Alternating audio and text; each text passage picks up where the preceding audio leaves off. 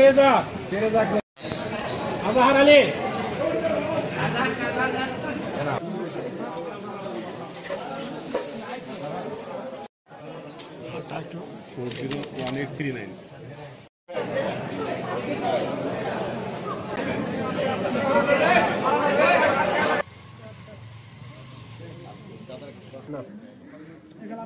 কি নাম তোমার?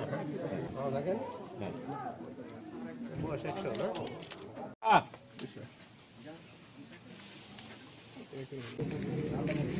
বাবু এদিকে আসুন। এই ধুলিকে